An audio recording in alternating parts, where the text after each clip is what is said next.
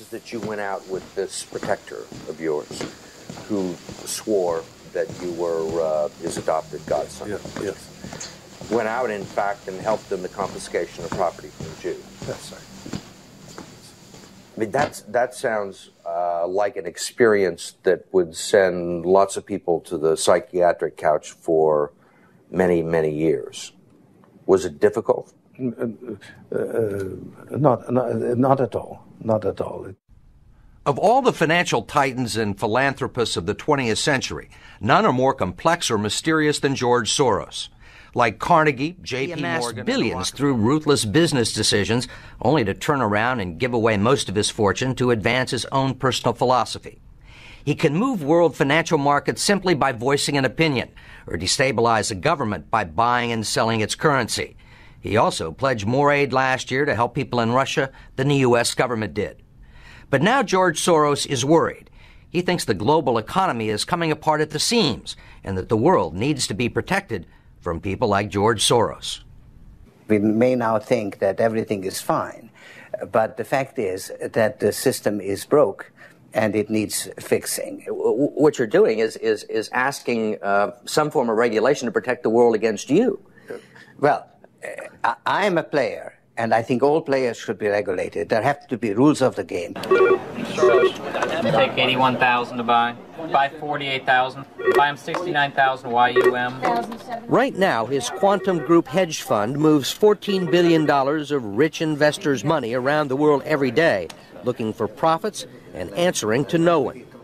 Soros makes huge bets on whole countries and economies. Last year, when he saw cracks in the Asia boom, he began selling the currency in Thailand.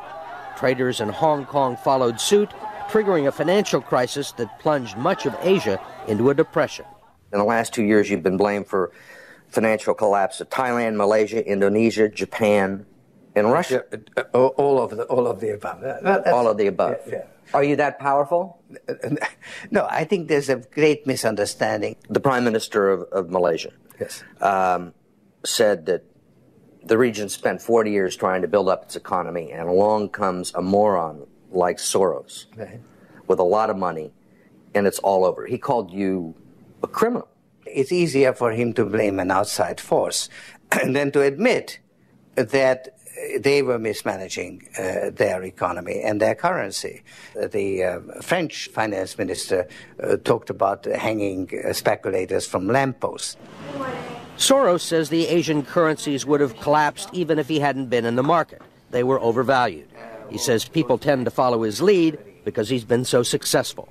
I think that I've been blamed for everything. I am basically there to make money. I cannot and do not look at the social consequences of what I do. This man is a carnivore of the first order. Jim Grant is the editor of Grant's Interest Rate Observer and one of Wall Street's most respected analysts. He never tires of watching Soros, in part because of the huge bets he's willing to place on his hunches. He has always amazed the people he's worked with at his audacity and his willingness to back up his commitments with enormous sums of money from ordinary mortals' faces. Like risking $2 billion in Russia. When the Russian market began falling apart in August, Soros was the country's single largest investor. He called the U.S. Treasury and asked Uncle Sam for $7 billion to prop up the ruble.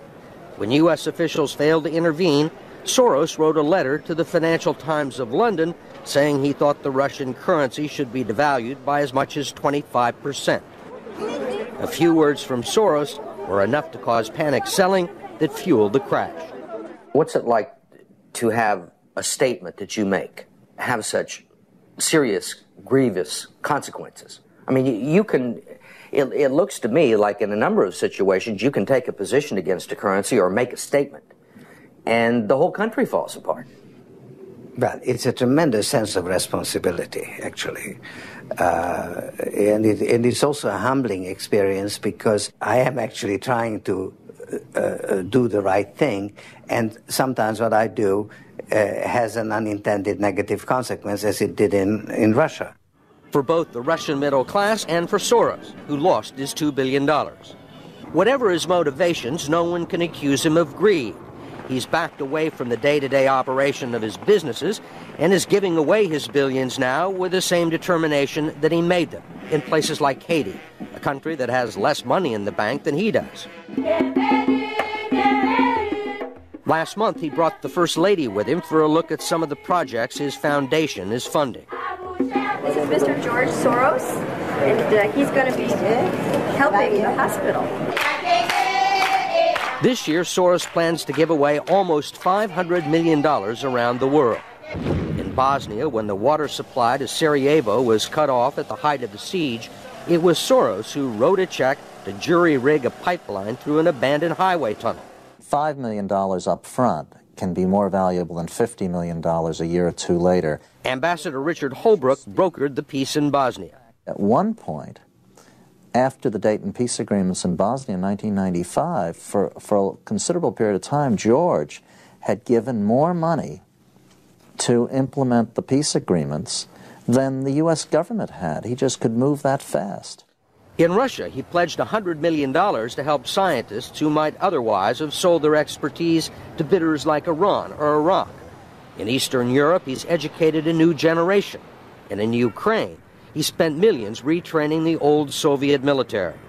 At the center of George Soros, there's an inherent contradiction. Which is? Which is, on one hand, you're the capitalist who does not care about the social consequences of his act, and on the other hand, you are a philanthropist who cares only about social consequences. How do you resolve the two? As a competitor, I've got to compete to win. As a human being, I am concerned about the society in which I live. Which George Soros am I talking to now? The amoral George Soros or the moral George Soros? It's one person. It's one person who at one time engages in amoral activities and at the rest of the time tries to be moral.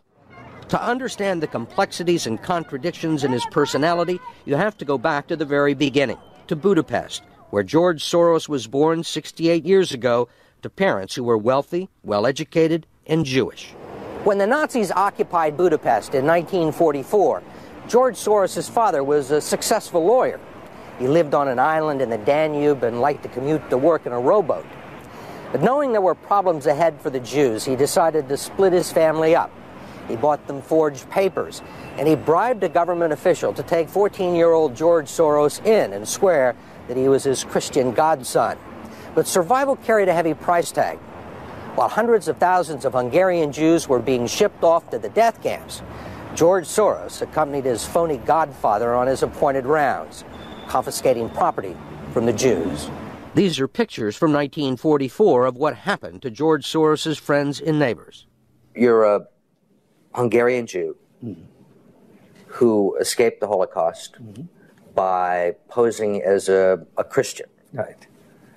And you watched lots of people get shipped off to the death camps. Right. I was 14 years old. And I would say that that's when my character was made. In what way? That one should think ahead, one should understand and anticipate events, and one is threatened. It was a tremendous threat of evil. I mean, it was a very personal experience of evil. My understanding is that you went out with this protector of yours who swore that you were his adopted godson. Yes. Went out, in fact, and helped in the confiscation of property from the Jews. That's right. Yes. I mean, that sounds like an experience that would send lots of people to the psychiatric couch for many, many years. Was it difficult? Not at all. Not at all. Maybe as a child you don't see the connection, but it created no problem at all. No feeling of guilt. No. For example, that I'm Jewish, and here I am watching these people go. I could just as easily be there. I should be there. None of that. Well, of course, I could be on the other side, or I could be the one from whom the thing is being taken away. But there was no sense that I shouldn't be there, because that was, well, actually, funny way, it's just like in markets, that if I weren't there, of course I wasn't doing it, but somebody else would be taking it away anyhow. In other words, whether I was there or not, I was only a spectator, the property was being taken away. So I had no role in taking away that property. So I had no sense of guilt. Are you religious? No. Do you believe in God? No. Soros told us he believes God was created by man, not the other way around, which may be why he thinks he can smooth out the world's imperfections. When we went with him to Ukraine, he was treated like a visiting head of state and was received by the president. Then he was received by the prime minister and finally the central bank. 20% in cash. They even allowed him to look at the books and asked him for advice. Lots of people want George Soros' advice. Most recently, South African President Nelson Mandela. Actually, President Mandela asked me how could South Africa protect itself against speculators like you. And I told him, I wrote him a memo trying to give him the best advice I could, how to reduce the exposure of South Africa to speculative attack. That's the old stop me before I kill again approach, right? Well, you're telling this is what you can do to stop me. Whether I or somebody else does whatever is happening in the markets, it really doesn't make any difference to the outcome. I don't feel guilty because I'm engaged in an amoral activity which is not meant to have anything to do with guilt. Part of the reason he is so rich is that the Soros hedge funds operate offshore in the Netherlands Antilles to avoid scrutiny by the Securities and Exchange Commission. So even while Soros tells Congress and the Treasury that hedge funds must be regulated to stop the global crisis, he's avoiding the rules.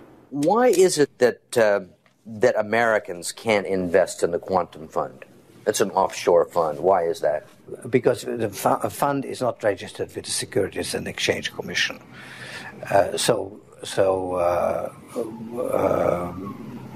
We are not licensed to do business in the United States. That's right. Because? Because we are not registered with the Securities and Exchange Commission. Because we find it more convenient to operate without it. So in some ways it's to escape regulation. Yeah, that's right. But you've been sitting here talking about the need for regulation. Yes, and whatever regulations are imposed, we will obey. We already conform to everything. If the beneficiaries of Soros's billions do not understand the intricacies of SEC rules and offshore hedge funds, they do understand what he's done for them. The president of Haiti is reading his new book, The Crisis of Global Capitalism, and so is President Clinton. Will all the attention spoil George Soros? George Soros, in a way, is Donald Trump without the humility. One of your money manager told us that George really does think he's a god. I mean, if you think that you're God and you go into financial markets, you're bound to come out broke. So the fact that I'm not broke shows that I don't believe that I'm God. Welcome to the Glenn Beck program. America, tonight I ask you to watch this program with an open mind. I ask you to put your partisan differences aside and really listen, and then do your own homework. Don't take my word for it. Research yourself. This is far too important. The topic tonight and tomorrow night, George Soros. There are things that are happening in this country that don't make sense. Van Jones said something that bothered me over the summer. I mean, he said a lot of things over the years that have bothered me, but one comment in particular over the summer stuck with me, and it was this. You handle the top down, but it's also bottom up and inside out. Top down, bottom up, and inside out. So now your challenge as you leave here, our challenge, is to take care of that bottom up part and that inside out part, the heart part. That bothered me, because I know who this guy is. He's a communist revolutionary, a guy who pined for the days of Stalin. The Iron Curtain went down. Something's wrong there. Well, it really bothered me until recently when I started looking into all the George Soros connections and the size and the scope of his reach. And let me tell you something. I said to you, read up on George Soros. There's plenty of ways to read about him. These are all books about George Soros, many of them written by him. So there's no shortage of information, and read them. Read them. The comment doesn't bother me anymore. I understand what it means. And that's why that comment now frightens me. And I will put it into perspective tonight and tomorrow. Pull back the curtain and reveal what that actually means. And it will terrify you. There's a couple of other things that you'll understand. First of all, in 2003, Soros and a partner funded the new $5 million liberal group, MoveOn.org. Well, MoveOn.org, what exactly is that? Well, you remember it. This is the group that originally called General Petraeus General Betrayus. It was despicable. Well, who had they tapped for the executive director of MoveOn.org? This guy, Zach Exley. I've never heard of him before. Do you know who he is? Well, he previously had trained activists for the anarchist group, the Ruckus Society. These are the riots in Seattle, helped orchestrated by this guy. More on that in just a minute. Oh, by the way, he's also a blogger for the Huffington Post, which is interesting because the Huffington Post gets money from George Soros. Oh, and he's also a fellow with the George Soros Open Society Institute. Violent radicals. Oh, and by the way, it's just not that phrase that came. George Soros has been following him as he originally funded the Ella Baker Society, or the Center for Human Rights. And then, of course, he was on the Apollo Alliance. And then when he got fired from the White House, he went to Center for American Progress, which is also funded by George Soros. Radicals. Radicals. Oh, the Open Society Institute, in case you don't know what this is, don't worry, you will in the next couple of days. The Open Society Institute is George Soros' most important group. It is really spectacular. It is his philanthropist arm. This is where he looks for Mother Teresa to give out his precious money. And boy, did he find Mother Teresa. Well, not exactly. He found, to head this organization, the founder of the violent activist group SDS, Students for a Democratic Society. You don't know what they did in the 60s? You will. One string, $425 million every single year. The strings that are being pulled by the puppet master.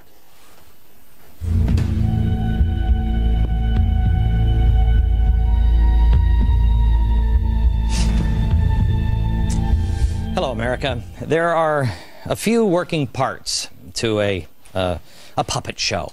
There is the puppet master here. There's the stage. There's the audience. There are the strings to each puppet.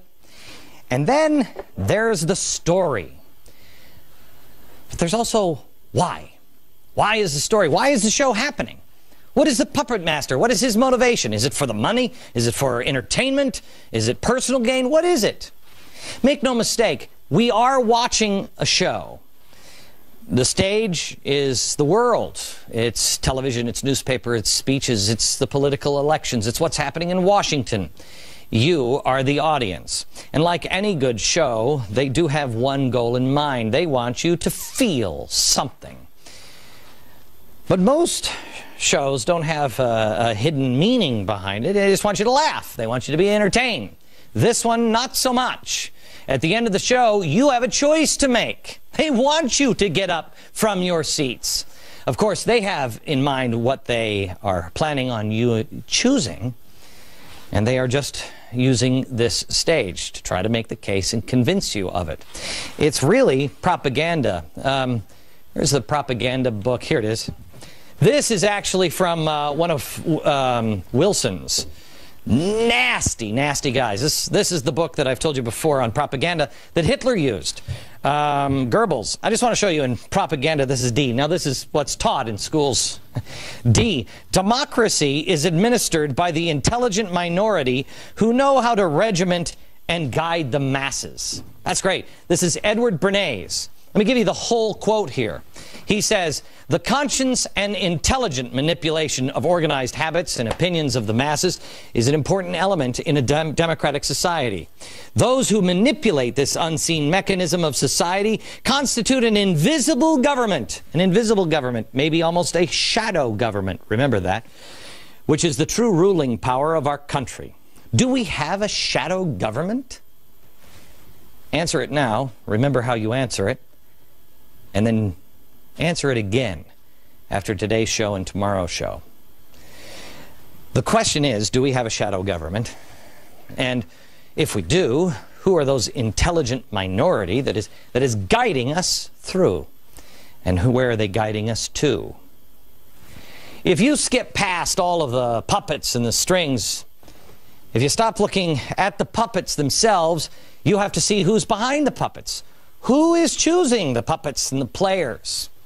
Who's the puppet master? George Soros. Now, I am sure that this will be called a conspiracy theory, and quite honestly, a year ago, 2 years ago, I wouldn't have believed it myself.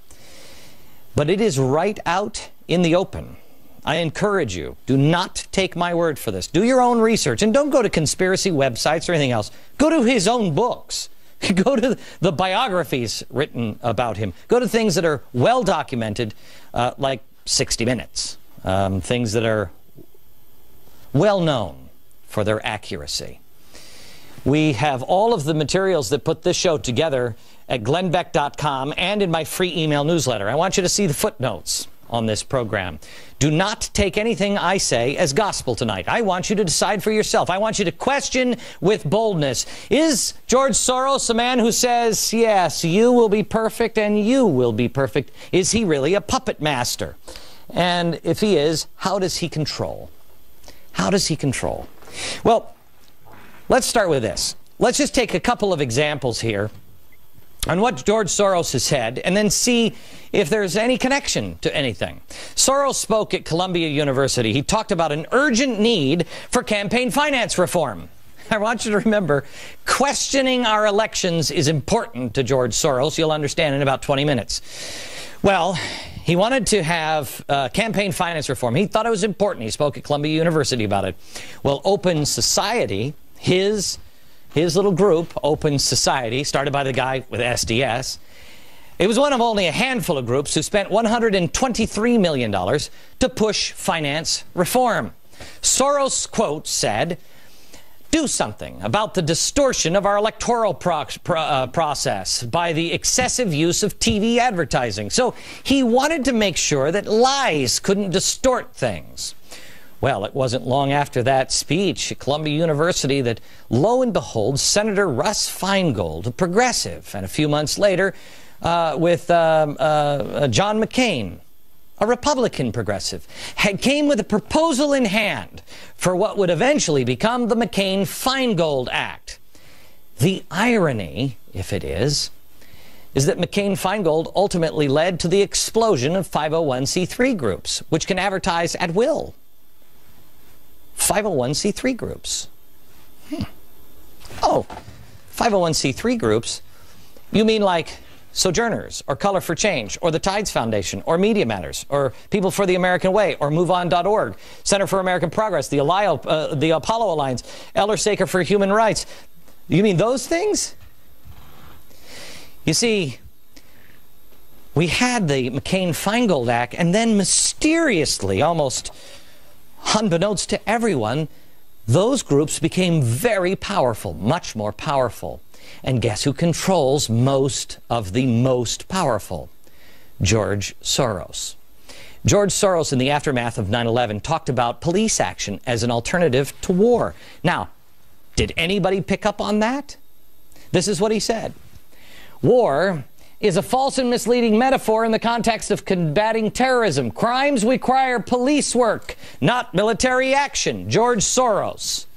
Here he is, the Democratic candidate for president, adopting crimes require police work, not military action positions.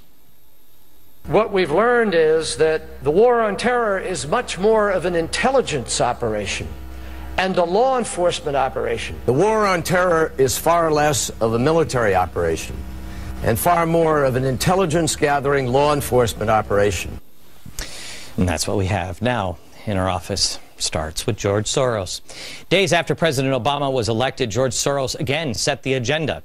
He said, quote, "I think we need a large stimulus package which will provide funds for state and local government to maintain their budgets because they are not allowed by the Constitution to run a deficit. For such a program to be successful, the federal government would need to provide hundreds of billions of dollars. In addition, another infrastructure program is necessary. In total, the cost would be between $300 and $600 billion range." Well, what was on the first thing on his agenda? The $787 billion stimulus bill. Gee, I remember this, and I remember saying at the time, who wrote this? It was too complex. It was too early in his, oh yeah, that's right, the Apollo Alliance. Where does the Apollo Alliance come from? The Tides Foundation. And where does the Tides Foundation get a lot of their funding? George Soros. Soros also heavily promotes green jobs and cap and trade. Also, days after Obama was elected, he called for a new energy bill. "I think this is a great opportunity to financially deal with global warming and energy independence. The U.S. needs a cap and trade system with the auctioning of license for emissions rights. I would use the revenues from these auctions to launch a new environmentally friendly energy policy that would be yet another federal program that could help us overcome the current stagnation." Well, Congress introduced, but you stood up. You said, "I don't think so." The audience started to revolt. Cap and trade failed. Now, through Freedom of Information Act, we find out that the Department of Energy and the EPA actually coordinated their response to damning reports on green jobs from Spain with the help of George Soros and his Center for American Progress, which gets their funding from here, George Soros. Here it is, December 9th, 2004. Also, there was this piece of information. This guy, where is Eli? Eli Pariser. There he is. He headed the Soros group, the front group, MoveOn.pac. Now, he wasn't upset that Kerry lost. Why? He explained this in an email. This is important that you understand. Quote, "In the last year, grassroots contributors like us gave more than $300 million to the Kerry campaign and the DNC and proved that the party doesn't need corporate cash to be competitive.